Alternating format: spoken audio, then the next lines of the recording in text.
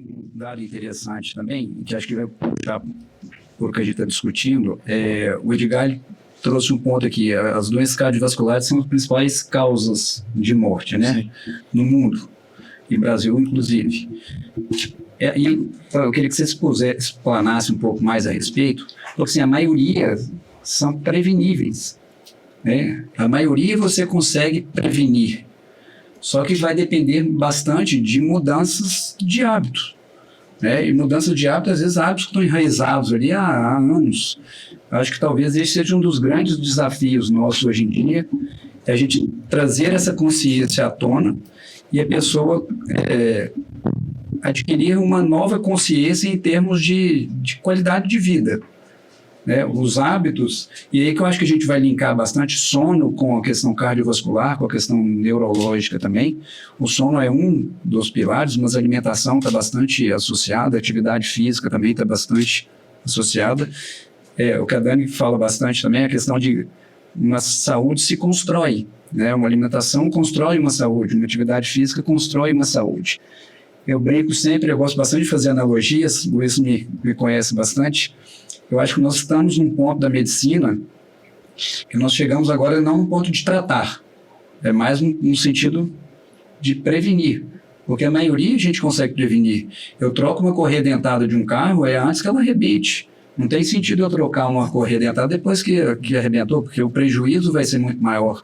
É o que eu falo bastante com o paciente que às vezes tem problema cardiovascular. Cara, nós não temos que deixar você infartar para depois você se tratar, né? O seu coração tratado depois de um infarto é um caso de um carro com motor que fez retífica, né? Pode recuperar? Pode, Não é 100%. mas não vai ser o motor original mais.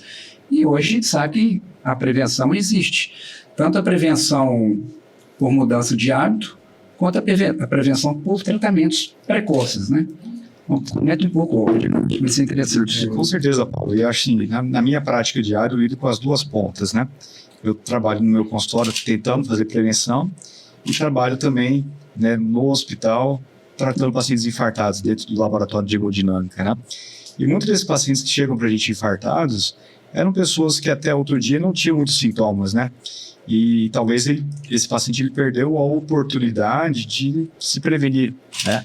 E muitas vezes essa dificuldade que a gente tem de falar em medicina preventiva vem até da nossa formação também, né? A gente muitas vezes foi treinado a tratar doenças, né? E a gente sabe que a gente tem muito mais sucesso quando a gente previne do que quando a gente trata. Isso é relativamente óbvio para nós.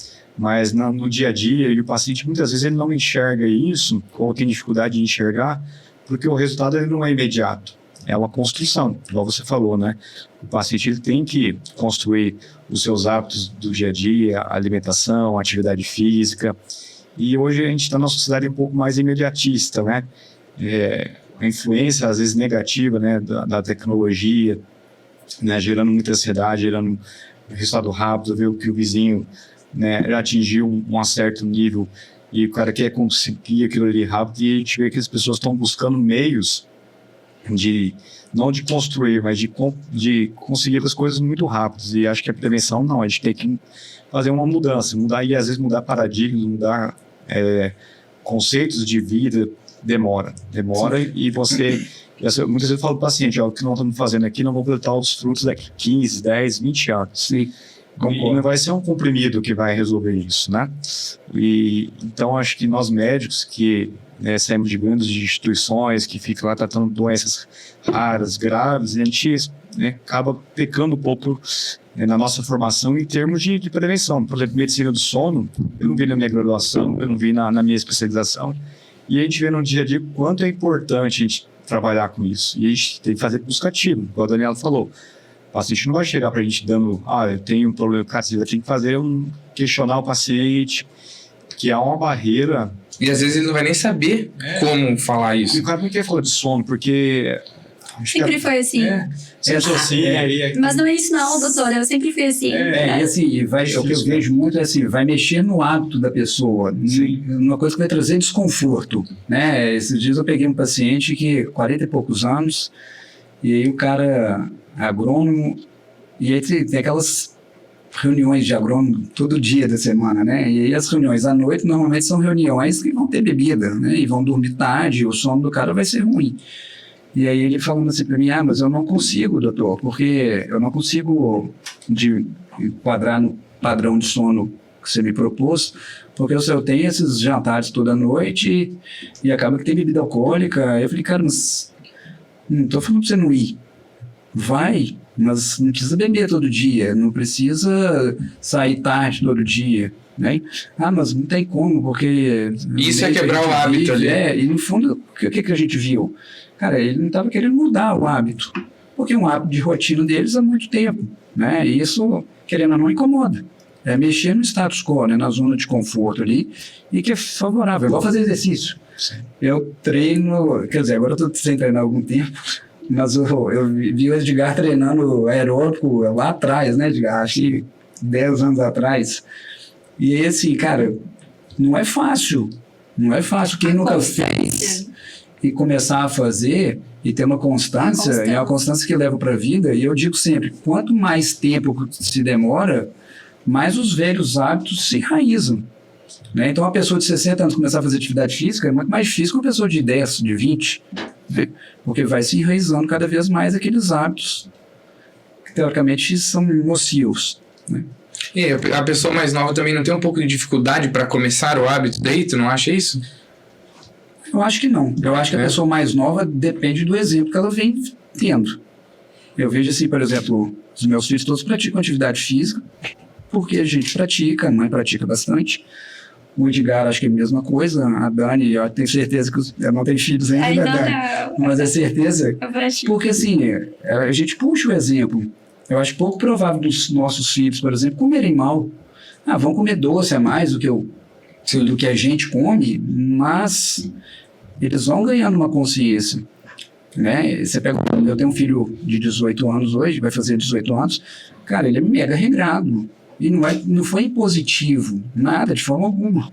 Acho que isso cresce. E acho que isso que a população vai começar a se desenvolver. Né?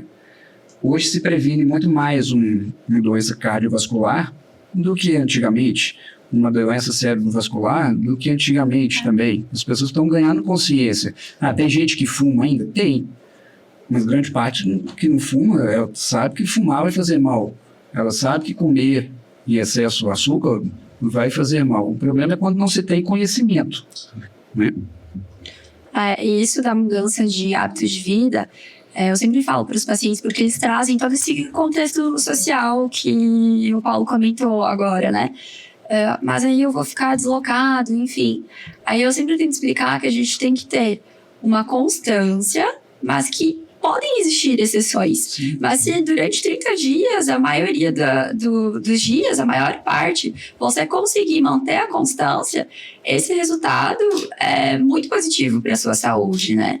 E na neuro, eu venho pegando mudanças, enfim, tanto de doenças cardiovasculares e também agora de doenças neurodegenerativas, que doenças neurodegenerativas, por exemplo, as mais conhecidas, doença de Alzheimer, que é relacionado à questão da memória, não só memória, mas principalmente, e doença de Parkinson, que é mais relacionada aos movimentos, tremor, lentidão. E até pouco tempo atrás, isso a gente sempre soube que a atividade física e os bons hábitos de vida, eles eram importantes para prevenir essas doenças, né? Mas agora teve uma vertente muito forte disso e a gente tem estudos de boa qualidade de que para prevenir doença de Parkinson, duas coisas mais objetivas atividade física, né, ter uma constância, claro que tem, não é uma vez na semana, mas é uma coisa que se encaixa numa rotina, né, de pessoas que trabalham, têm todos os seus compromissos sociais, familiares, enfim, e cuidar da glicose, né, então assim, então cada vez mais, para a gente construir saúde de modo geral e neurológica, a gente tem que investir na prevenção. E eu acho que é muito importante a gente deixar isso claro para os nossos pacientes, que tem que ter a constância, e as exceções, elas podem existir, mas que as exceções, realmente, elas têm que ter, elas são exceções, né? Eu gosto de brincar bastante nesse aspecto, assim, por exemplo, McDonald's engorda, cara. Pô, não é comer um McDonald's uma vez ou outra que vai engordar. Acho que todos nós aqui já comemos McDonald's, né? Então, assim, não é o McDonald's, é o quanto você come de McDonald's, né? É o quanto você toma de Coca-Cola, né? Então, assim, e não é aquele tabu de ser 8 ou 80, né? Acho que você não precisa ser um maratonista, mas também você não pode ser um sedentário. Acho o seu meio termo ali. É que as pessoas nem entendem que o meio termo resolve. Ela às vezes nem faz nada porque ela fala, puta, eu vou ter que cuidar da alimentação, eu vou ter que fazer atividade física, eu vou ter que piriri. Daí o cara fala, não, então não vou fazer nada, porque senão... Sim, mas assim, nós vai ter que cuidar disso, né? Uma empresa não tem que cuidar da gestão, não tem que cuidar de marketing, de vendas, faz parte, né? Acho que a saúde nossa é a mesma coisa, né? Quando você faz um procedimento, você tem que cuidar de vários pontos, né? Então isso aí é uma construção realmente.